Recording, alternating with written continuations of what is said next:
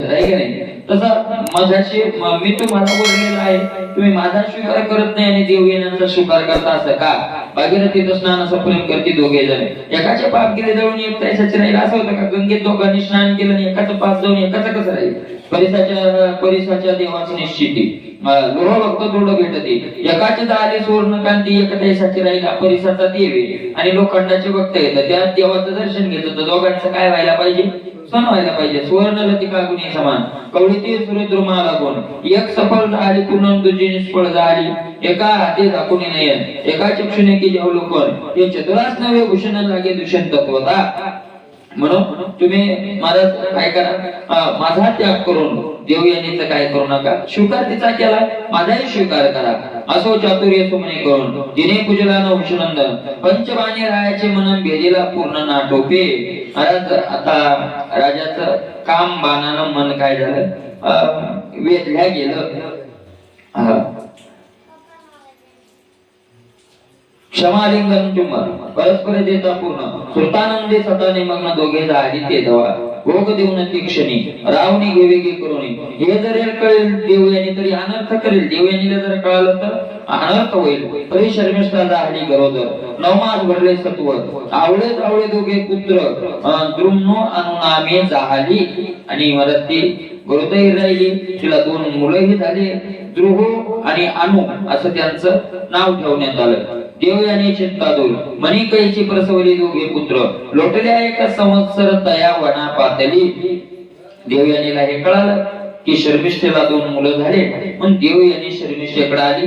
मने कैसे झाले गे पुत्र शर्मिष्ठा बोले तेव्हा चतुर एक अकस्मात आला ऋषी शोरंतीने भोग दिला. तिनेही सांगितलं नाही राजापासून मला दोन मुलं झाले त्याचे प्रसादे करून झाले दोघे नंदन.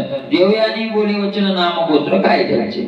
ऋषी होता तर त्या ऋषीचं नाव काय, कोण्या गोत्राचा होता. येणे म्हणे मी बोलले त्याशी कुसावया विसरले. म्हणे ऐसे जरी झाले तरी मी संतुष्ट सदा तुझवरी. तिने सांगितलं का मी गडबडीत त्याचं नाव येण्याचं काय झाले बोलले विसरून गेले. नाव त्याचं काही विचारलं नाही. पण चल घरी गेले. देव यांनी परी सचिंत सर्वदा म्हणी तो अनेक नृपसंगे करून पुत्र कन्या झाली. ती तिकडे चिंतेतच. पण पुन्हा राजाच्या संगतीपासून मुलगा आणि मुलगी झाली. पुत्र माधवी निर्दोष पुत्र कन्या नामे विशेष.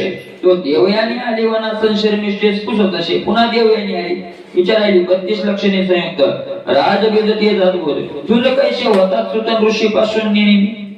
देवयानी विचारलं कोणता ऋषी आहे असा तो की ज्या ऋषीच्या आशीर्वादाने तुला संतती व्हायला लागली. तो देवयानीचे सांगाते येते आला होता तेथे देवयानी बोलावी बालकाते पुढे ते गाते नेऊनी. राजाही बरोबर आले होते ऐका नाही. तर मग देव यांनी राजाला बोलवलं. लेकर पुढे घेतले. कुशे बालकाला कोण तुमचा पिता दाखवा कोण. तो तिघेही तर जरी उचलून रायाकडे धावी. लेकराला विचारलं तुमचा बाप कोण आहे. आता ते तिथं जात असल्यामुळे त्या लेकरांनी बोटानं दाखवलं की आमचा हा काय आहे बाप. राजाकडे बोट केले. सगळेची उठले ते जण पैसे दे राजांकी जाऊन गळा मिठी घालून फळे मागायची बक्षावाय. राजाच्या मांडीवर वगैरे जाऊन बसले आणि फळं खायला मागते. ते कोणी देव याने क्रोधे संतप्त एक क्षणी म्हणे राजा याला कोणी पुत्रोत्तर तुझं झाले. आणि मग तिला क्रोध आला. तिने सांगितलं 3 मुलं तुला राजापासून झाले. राजाने ती प्रतिवचन पाय खाली अधोवदन तैसा जैसा तस्कर आणला धरून बोलविताना बोलायचा चोर धरून आणावा तसा राजा बसलेला आहे. म्हणे शर्मेश्वर दुदासी चोरून भोगिले रायाचे संपादने करीत ते शिल्की मध ऋषी भेटला. सांगते म्हणे खोटं मला ऋषी भेटला. असत्य बोलशी वचन जीवेचे करीन खंडन तू असुरी कपटीनं वशीकरण जाणशी. तिने सांगितलं तुला वशीकरण वगैरे येतं तू राजाला वशीकरण केलं काय. शर्मिष्ठा म्हणे मी तुझी भगिनी मी आहे राववरीला म्हणी पितृवचने करून दासी तुझी मनविते. मी काय तुझी दासी थोडीच आहे का नाही. पण मला माझ्या बापाची आज्ञा म्हणून तुझं दास्यत्व करावं लागायला असं शर्मिष्ठेनं सांगितलं. देवयानी म्हणे रायाची मी जाते कवींद्रापाशी तू भोगे शर्मिष्ठेशील करीर सुखी राज्य. आता देवाने सांगितलं मी माझ्या बापाकडे काय करते आता निघून जाते तर तुझं राज्य करत राहा. वेगे निघता ती कोरटी राजा राहून घाली मिठी म्हणे एवढा अन्याय पोटीन घाली माझा येतवा. सांगितलं माफ कर मला एवढ्या वेळेस. कारण त्याला माहित होतं हे जर का शुक्राचार्याकडे गेली की शुक्राचार्य आपल्याला शाप दिल्याशिवाय सोडणार नाही. म्हणून तो तिचे पाय जोडाय हात जोडायला लागला, तिचे पाय धरायला लागला. राजा भाल ठेवी चरणी पाय लोटी देवयानी लता प्रहार करून मने सरे माघारा. राजा पाय धरायचे की ती लात मारून राजाला बाजूला पाडलं. म्हणे बाजूला. राजा धावत असे चरणी परिणाटोके देवयानी मनोवेगे करून शुक्रा जवळी पातळी आली. ते शुक्राचार्याजवळ जरुनी पित्याचे चरण दीर्घ स्वरे करी रोदन. तो राजा हे कर जोडून उभा टाकला तिथं मागे. राजाही आला की नेमकी बापाजवळ येऊन रडायला लागली. तेवढ्यात राजा आला. देवयानी म्हणे पित्याशी देव दैत्य कन्या माझी दासी येणे बघून ती येशील पुत्र. ते तिनं सांगितलं सगळं बापाला. मदत आडे दुखे शोध तिच्याकडे याचे सदा चित्त शाप शस्त्रे भृगु सुतन ताडीला ताडिता जाणार आहे. ते मला शुक्राचार्याला राग आला आणि शुक्राचार्यांनी काय केलं, शाप दिला. महावार्धक्य निश्चित शरीर हो तुझे गणित. राजा रोटांगणे घाली त्याने विनित शोषला. ते सासऱ्याला विनू लागला, पण सासरा होता तो शुक्राचार्य होता. त्याने शाप दिला की महान असं म्हातारपण तुला येऊ. गलित शरीर हो तुझं, दुर्बल हो असा शाप देऊन म्हातारपणाचा काय दिला, शाप दिला. मनी शर्मिष्ठा तरी कामे करून प्रार्थना मागे भोग पूर्ण. जरी ने देवरे दांतरे पुत्र हत्याकडे या शास्त्र निर्बंध निश्चित तेथेच आला विरेपा. शुक्रमणी आवेदी यथार्थन करून शास्त्र सांगायचे. राजाने सांगितलं अरे मला शास्त्र पाळलं मी ते वगैरे सांगू लागला, पण शुक्राचार्याने काय ऐकलं नाही. माझे वचन नवी व्यर्थ तो राव झाला जरा होत दर्शन पडले समस्त नयन अंधत्व पावले. एका क्षणात शापाचा परिणाम झाला. लगेच दात पडली आणि डोळ्यानंही दिसना गेलं. सवंत हारीमध्ये कापू लागले शरीर. मरकटा ऐशे कलीवरून दिसू लागले दयाचे. कानानं ऐकू येणं बंद झालं. सगळं शरीर कापायला लागलं. माकडासारखं शरीर काय व्हायला लागलं ते दिसायला लागलं. नयनी घ्राणी वदनी एकोटली जरी त्यांनी शब्द अडखळे आनंद कोणाचेही समजेना. नयनी घ्राणी आणि वदनी ऐका नाही, नाकातलं डोळ्यातलं आणि तोंडातलं तिन्ही पाणी एका जागी झाली. डोळ्यातलं नाकावर आलं, नाकातलं तोंडातून आई म्हातारपणी होतच ना असं. अंगम गलितम परितम मुंडम दशनविहितम जातम तुंडम. ऐका नाही, वर्णन केलं ना महाराज. माऊली ज्ञानोबा आहे तरी काय म्हणतात, काय ज्ञानाचे लक्षण सांगत असताना शरीराचं वर्णन केलं. म्हणे आजीचे अवसरी पुष्टी जे शरीरी ते होईल कांचरी. वाढली तैशी निदैवाचे व्यवसाय तैसे हाती हातपाय. त्या आमंत्रण पराची पर्याय राजाची पर्याय बळाय या. आहे का नाही. नैनी घाणी एकवटले तिन्ही पाणी एका जागी होऊ लागले. कोणाला काही समजा महाराज शब्द अडखळू लागले. काय बोलायला कोणाला काही कळत नाही गेलं. यावरी घालून लोटांगण याचे रावगुणी वचन तृप्त नाही माझे मन देव यांनीच बघितलं. राजा सांगितलं माझी काम इच्छा भोगण्याची तृप्त झाली नाहीये. कृपा करून घे समय माझे तारुण्य मध्ये. कवी कळवळ हृदय वचन काय बोलत सांगितलं माझं तारुण्य मला वापस द्या. महाराज शुक्राचार्य सांगितलं ते शक्य नाही आता, पण दया आली. 5 पुत्र तुझे दान एकाशी मागे तारुण्य ते असं देऊन वृद्धपण होईल तरुण पुढे. ती सांगितलं तुला 5 मुलं येतात. ऐका नाही, तेरेमिनी आणि शर्मिष्ठेपासून 5 मुलं आहेत. त्यातलं एखाद्या मुलांना तुला तारुण्य जर दिलं माग पुराकडं राजा तर होशील तू तरुण. राजा म्हणे शुक्राते तो तारुण्य ओपील माते राज्यपद देईन त्यातील नाही तर ते सबंध. राजाने सांगितलं शुक्राचार्याला मी मुलाचं कडे तारुण्य घेईल, पण आताच सांगतो ज्या मुलानं मला तारुण्य दिलं मी राज्य त्याला देईल. बाकीच्या कवडी देणार. बाकीच्या माझ्याशी काय नाही सबंध. अवश्य म्हणे कबीरा तो तारुण्य देईल सतेज तोच वंश विजय ध्वजन वंश धरपद दयाचे. चाल शुक्राचार्य सांगितलं ठीक आहे तुला तारुण्य देईल त्याला देऊन टाक राज्य. आज्ञा घेऊन येते पातला सुवर्णग्रा प्रति पंचपुत्रास परम प्रीतिम पाचारून कुसदशे बोलिले मुलं. विचार सहस्र वर्ष पर्यंत तारुण्य द्यावे म्हणजे तृप्त झाली म्हणून जरा पुढती घेईन मी. नाही 1000 वर्षापर्यंत मला काय द्या तारुण्य द्या तुमचं. आणि माझी इच्छा पूर्ण झाली विषय भोगण्याची की मी तुमचं तुम्हाला तारुण्य घेऊन माझं म्हातारपण काय करेल वापस घेईल. नाही का नाही. यदु तुर्वसु देवयानीचे पुत्र द्रुह अनुपुरु निर्धार हे शर्मिष्ठेचे सुंदरन पंचकुमार दोघीचे. यदु तुर्वस हे 2 होते देवयानीचे. आहे का नाही. द्रुह अनु आणि पुरु हे 3 मुलं शर्मिष्ठेचे. असे 5 मुलं होते. त्यात चौघे बोलती नंदन नेदू आपले तारुण्य केवळ नरक वासुर दपन पाप कोणी घेईल ते. चौघ्यांनी सांगितलं आम्हाला काही संबंध नाही. म्हातारपण म्हणजे नरक आहे. म्हातारपणात काय आनंद आहे काय? जिवंतपणी तो काय नरक आहे. नरक आहे महाराज, नरकच नाही तर काय. कोण पाप घेणार आहे का नाही? आमुचे तारुण्य घेऊन भोगीशी आमुचे माते लागून मातृगमनाचे तारुण्य पाप घडेल मातीवर दुसरं पाप घडेल. आमचं तारुण्य तू घेणार, आमच्या आईचा ऊक घेणार आणि आमच्या तारुण्यावर घेतल्यामुळे ते पाप आम्हाला लागणार. म्हणून आईशी ऐकता वचनोक्ती शाप देत यादी यदूची आता कुल संततीन आश्चर्य राहील तुझे यांच्या आश्रय राहील. त्यांनी सांगितलं मला शाप त्याला पोरायला सुद्धा काय विषय कामना आहे. तृप्ती स्वतःच्या मनाच्या इच्छा पूर्ण झाल्या नाही म्हणून स्वतःच्या मुलालाच काय देऊन टाकला. महाराज काय अशाबद्ध करू नये ते करीती. तुका म्हणे जाती नरकामध्ये करू नये ते करीती. स्वतःच्या मुलाला शाप दिला आणि कशा करता दिला? त्यांचं काही चुकलं का बिचाऱ्यांचं? फक्त याला त्यांनी काय केलं, याच्या इच्छा पूर्ण होण्यास सहकार्य केलेलं नाही. का नाही? त्याने सांगितलं शाप दिला. अरे यदूची जी कुलाची यादव कुलाची जी संतती आहे दुसऱ्याच्या आश्रयाने त्यांना राहावं लागेल. तुम्हाला स्वतंत्रता नाही छत्र सिंहासन. अरे दुर्वसो तुझे संतान व हत्यारी मध्ये पिताना महाचांडाळा पवित्र. तुम्हाला छत्र सिंहासन कधी भेटणार नाही.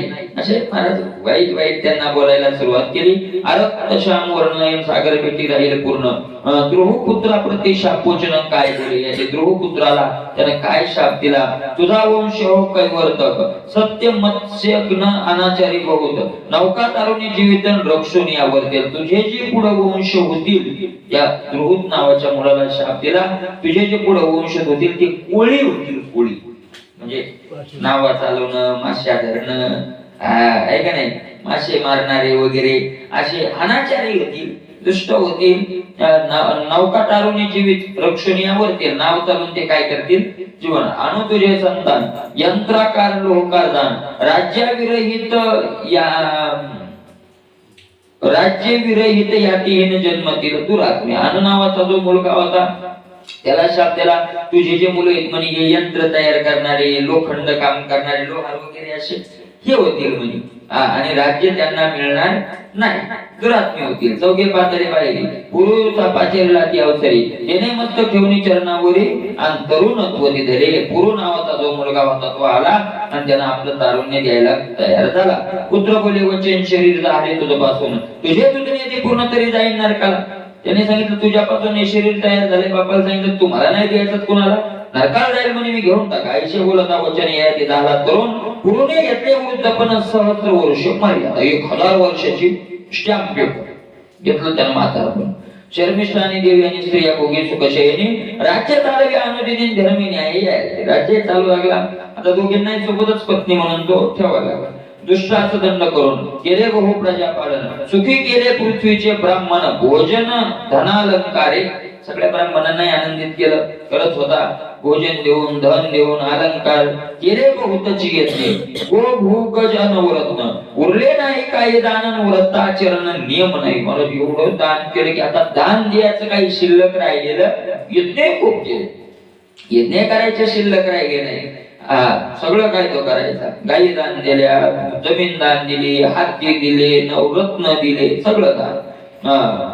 मग उपगुण विषयाशी तारुण्य दिलेले पुरुषी छत्र सिंहासन देऊन त्याशी वंश धरतो केला. आणि मग त्याला कंटाळा तो विषय भोगून आणि कंटाळून विषयाला त्यानं तारुण्य आपल्या मुलाला देऊन टाकलं. त्याला सिंहासनावर बसून दिलं आणि अंगीकारून वृद्धपण दोघी स्त्रिया संगे घेऊन प्रवेशाला तापसारण्यंत पदारून आचरला. दोघी स्त्रियांना पत्न्यांना सोबत घेतलं आणि तपश्चर्याला तो निघून गेला. 30 वर्षापर्यंत ज्याला आर्याती करीत वायू भक्षण निश्चित योग वर्ष केले. तपश्चर्या खडतर केली. 30 वर्षापर्यंत फक्त पाणी केलं. 30 वर्षापर्यंत 1 वर्ष फक्त काय केलं, वायू भक्षण केलं. पंचाग्नी साधन वर्ष, पंचाग्नी साधन 1 वर्ष केलं. पंचाग्नी साधन म्हणजे भरून आल्यात गावऱ्या पेटवायच्या 5 रांग लावायच्या. पहिली रांग लावली त्याच्या काही अंतरान दुसरी, त्याच्या काही अंतरान तिसरी आणि तो पूर्ण अग्नी भडकून द्यायचा आणि मधात बसायचं. कधी उन्हाळ्यात. असं पंचाग्नी साधन.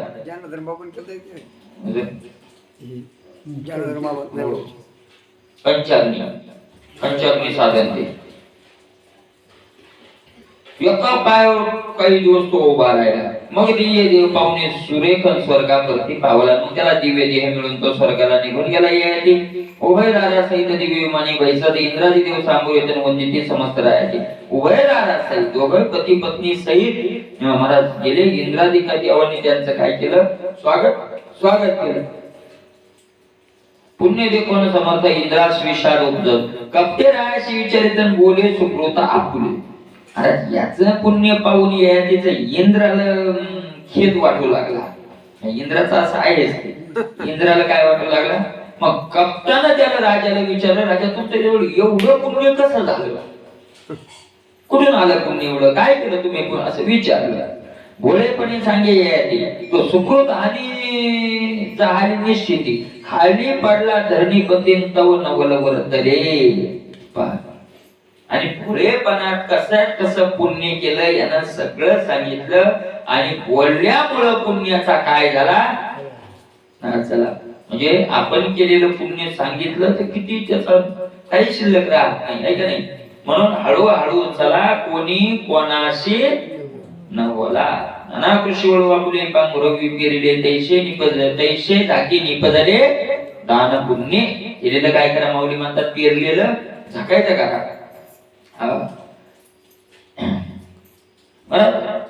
आणि ते पुण्य नष्ट जसं होत गेलं तसा राजा काय झाला? पुन्हा खाली आला, आहे का नाही?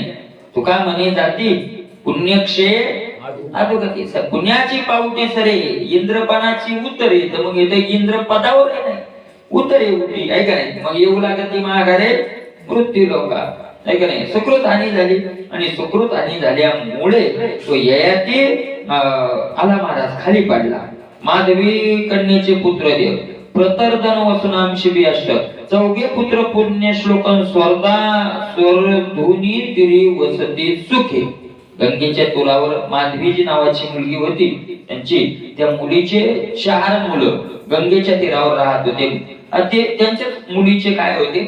मुलं ययातीच्या. महापुरुष ते म्हणत गंगा तीरे याग करीत त्याचा होम धूम्र गगनी जातन पुण्य रूपात येत असवी. मला ते महापुरुष होते, महंत होते. गंगेच्या तीरावर काय करायचे? यज्ञ करायचे. त्या यज्ञाचा धूर वर जायचा. ययाती पडावा धरित्री तो धुमरे धरेला वरची वरी. ययाती त्या अवसरी नमस्कार ते अष्टका. ययाती दणकन खाली आपटणार होता, पण त्या धुरानं काय झाला? तो वर धरले गेला. मला ययातीनं त्यांना नमस्कार केला किंवा कोण आहात तुम्ही? माधवीच्या मुलांना सांगितले वर्तमान इंद्रिय दिले लोटून. मग तो ययाती पूर्ण महंतीही बोधिला. त्यांनी त्यांना बोध केला ययातीला. त्या संत महात्म्यांनी त्यांचे संगे केले तप श्रवण केले आंबो. मग स्वर्गास सुखरूपण ययातीराव पाताला पुन्हा त्यांच्या संगतीत तपश्चर्या केली. श्रवण काही ग्रंथाचं केलं आणि पुन्हा तो स्वर्गाला गेला. व्याससुत वैशंपायन तिघे बोललेले कथा पूर्ण त्यातील सारांश काढून केले कथन तुम्हाप्रती. संपले ययाती आख्यान पुढे कोथा गोड गहन श्रवण करो विचक्षण ब्रह्मानंदी करून या भारत ग्रंथ समुद्र साहित्य रत्न आता पार. त्याचे ग्राहक पंडित नरम परम चतुर भावार्थी पांडव प्रताप ग्रंथी जे वैसती श्रवण भक्ती ते कृपा करून पंडितीन अवधान पुढे द्यायचे. ब्रह्मानंद पंढरीनाथा पुढे बोलवे भारत कथा आधी मध्यांत तदुतंतुची करता अशी पै. वाजविणार नाही बरवा तरी कैसा वाजन पावा. रुक्मिणी जीवनात करुणार नवा श्रीधर वरदा सुखात ते दोघांनाही प्रार्थना केली. मला श्रीधर स्वामींनी ऐकणाऱ्या श्रोत्यांनाही प्रार्थना केली की तुम्ही ऐका, एकाग्र होऊन ऐका. आणि देवालाही प्रार्थना केली की माझ्या मुखातून हा ग्रंथ काय करून घ्या, वधवून घ्या. ऐक नाही, दोघांच्या मध्यंतरी असतो बघता माग देव आणि पुढं ऐक नाही देवाचं उचलायचं आणि पुढं आणून मांडायचं. काय मित व हमाल पुढे भांडणारा धन्याचा माल तुकोबर म्हणतात. मित व हमाल भारवाई, ऐक नाही. म्हणून दोघांनाही प्रार्थना केली. तुकोबर यांनी सुद्धा मामाला हात जोडले आणि तिकडे जाऊन देवाला काय जोडले? हात जोडले. मध्यंतरी येत संत देवाच्या आपल्या ऐक नाही मधले पुढे पांडवोत्पत्ती सुंदर माझे दोर सापार श्रीधर मुखे परिक्रम ब्रह्मानंद वदिल पै सुरस पांडव प्रताप ग्रंथ आदी प्रभू व्यास भारत त्याचे सारांश पंचमाध्यायिक याला कुंडली विठ्ठल श्री